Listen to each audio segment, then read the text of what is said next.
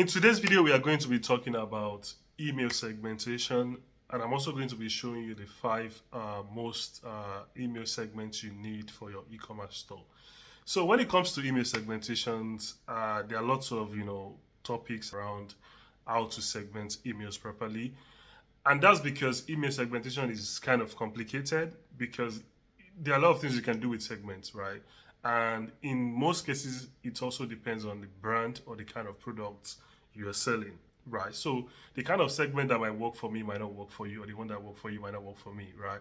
So this is why so many people have different ways of building segments and different criteria around segmentation. So instead of just bombarding you with all the kind of segments you can create, in this video I'm going to be showing you the five types of email segment that I believe every e-commerce store should have. So the most relevant email segments you should have in your e-commerce store. So you don't need to, start thinking about what kind of segment to create. Do I need this? Do I need that? I'm just going to give you the most five valuable email segments your e-commerce store needs. So, like I said, when it comes to email segmentations, there are different ways and different types of criteria you can look into to build segments. But today, I'm just going to give you the five must-have email segments, the ones that I think are quite important for you. So you can use those five to build segments for your e-com store. But first of all, let's talk about what is email segmentation. And it's basically the practice of breaking your email recipients into smaller targeted groups and using that to send the most relevant information to those segments. And this could be based on behavior, interest, or personal characteristics, right? So I'm going to be walking through a couple of examples in this video. I'm also going to be showing you how to build these segments live in Klaviyo. So a couple of reasons why you might want to use email segmentations. And the first one is to improve your open rate and click rates. So segmented email campaigns have higher open rate and click rates compared to the non-segment campaigns. And this is because the content you're sending to these segments is more relevant to them. So this basically means that when you send irrelevant information to a small segment or to a particular segment, chances that those people will open the email and click the email, which is going to increase your deliverability, right? Because you are sending relevant information to those segments. Another reason why you want to use segmentation is for higher conversion rates. So with more relevant content, recipients are more likely to take the desired action, which in the e-commerce case here is going to be a purchase, because when you send relevant information to a relevant segment, chances are they will take the desired action, which is making a purchase. And the third one is helps to enhance customer retention. Personalized and relevant emails can improve customer satisfaction and loyalty, because when people receive relevant information that is tailored to them, they will like the email, they will feel valued, and that will make them continue to keep buying from you. So these are a couple of reasons why I strongly believe that you should be using segmentations, especially for deliverability, right? Because when it comes to open rates, this is one of the things you can use to measure your email deliverability. And if you're using the right email and you're sending the right email to the right segment, and people are opening and engaging with your email, this is going to help with your email deliverability a lot. So these are the few reasons why I think you should be using email segmentations. So like I said, there are lots of ways you can build segments. There are a lot of things you can do when it comes to segmentations. But I'm going to be showing you the five top criteria that we use to build segments, and I'm going to be showing you some live examples in this section here. So the first kind of segment is email segmentation based on engagement. So this could be engage 30 days, engage 60 days, engage 90 days, or 180 days, depending on the kind of content you're looking to send, and also how good is your email deliverability. So let me give you an example here. So let's say you have low open rates, or maybe you're dealing with spam issues. You want to consider sending emails to 30 days engage segments. And the reason for that is because when you send to these smaller groups, these 30 days engage segments, that means you're sending emails to smaller groups, and if they keep opening your emails, they keep engaging with your emails, that's going to increase your email deliverability, and that's going to increase your open rate. So this is one of the reasons why you might want to consider sending to a very small engaged list. And as you go on, you can keep sending to 60 days, 90 days, 180 days, depending on how good your deliverability score is. So if you want to see a video on how to fix email deliverability and get out of spam folder, you can watch this video here. I'm going to link it above and also in the description of this video. You can watch that video if you're dealing with spam issues. But this is an example of how to build engaged list. So you can see we have engaged 90 days here, and it's basically open email at least once in the last 90 days, click email at least once in the last 90 days, and also can receive email marketing. Another thing we also need to understand here is the difference between or and. So that basically that simply means when you're using the or condition, you're saying this person should meet this first criteria or the second criteria. So that means if they meet any of those two, it's fine. On the other side, and means they must meet both criteria. I've also seen cases whereby people go deep into this engage segment, like they want to make it super engaged.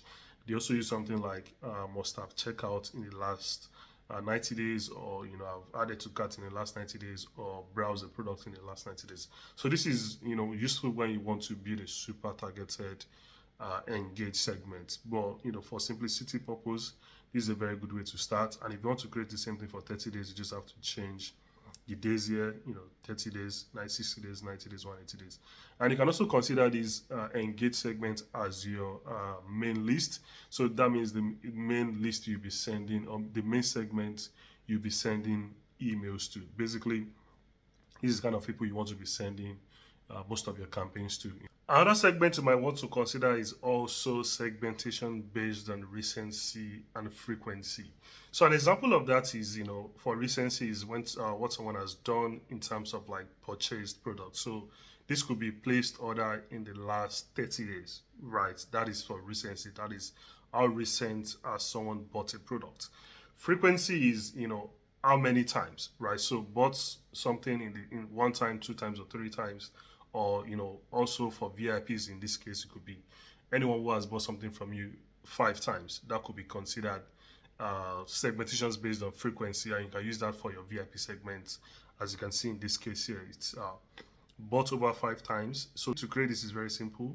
You go to your Klaviyo, click on list and segments, and you just the criteria definition is going to be what someone has done or not done. So it's going to be placed order is greater than 5 times over our time. So let's say you want to use this kind of definition to create your VIP segment.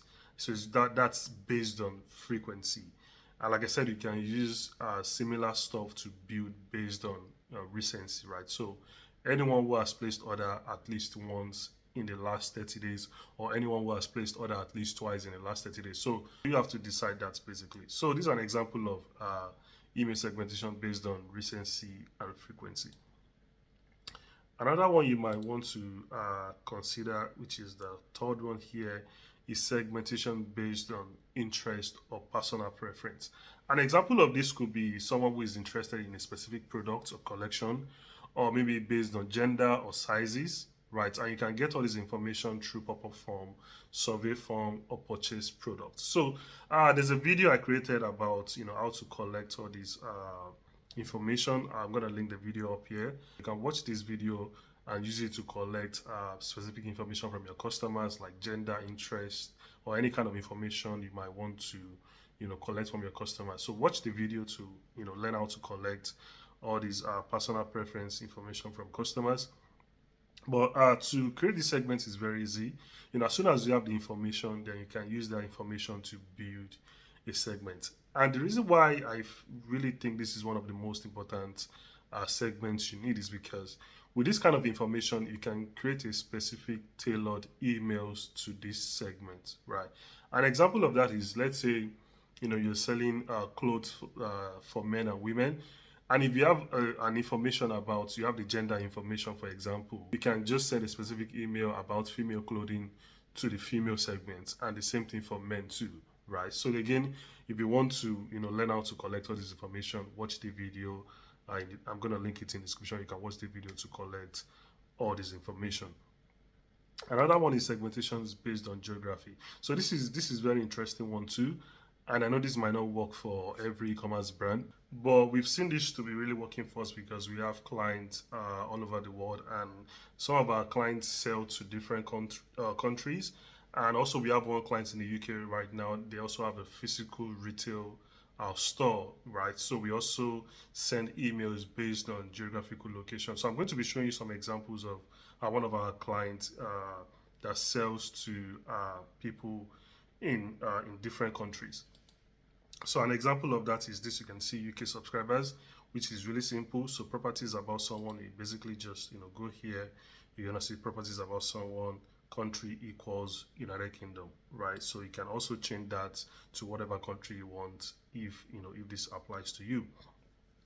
Another example of using this same properties about someone is, it could be city. So in this case, we are not using country, we're using city. So city equals, then you just want to pick the city, that is relevant to you. Another one is proximity to a location, right? So here you go to after here you see someone's proximity to a location. So let's say we want to send emails to people around a certain location. Person is within, so in this case it could be 100 miles. Then you put the postal code here, then you choose the country. So this is how to create a segment based on geographical location. And if this works for you, you should also consider using a segment like this. The last one we're going to be talking here is exclusion segment.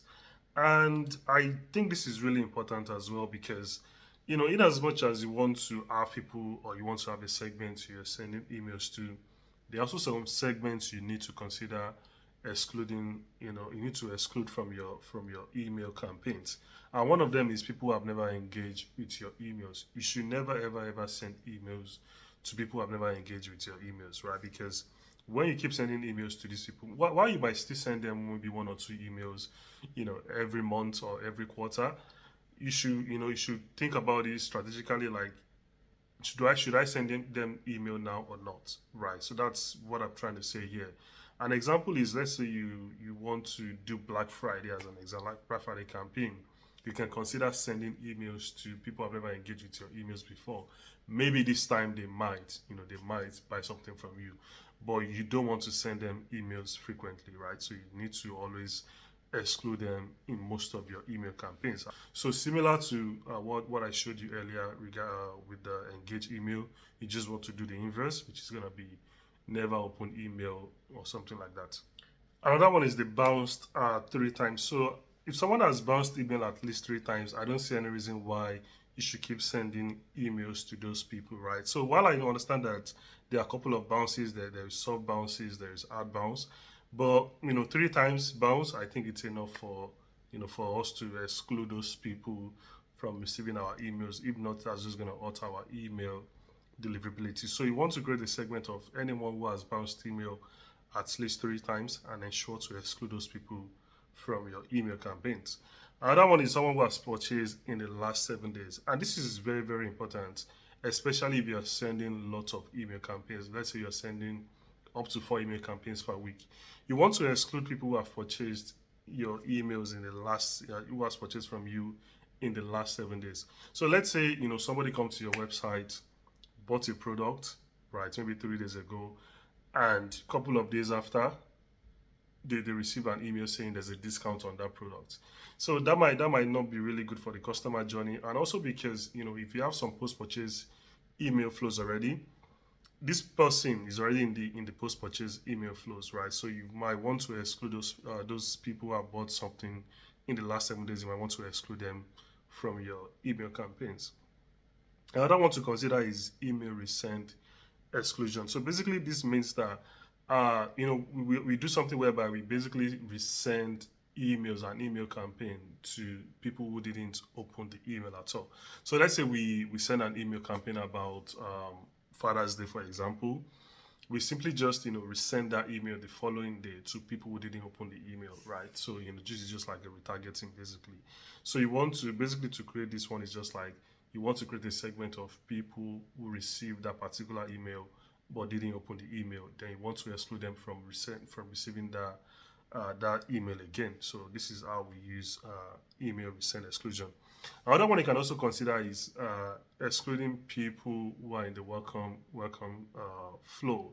So depending on how many emails you send and also what you're talking about in this email campaign, you can also exclude people who have who have joined your welcome email in the last 2 or 3 days or something like that, depending on how long your email flow is.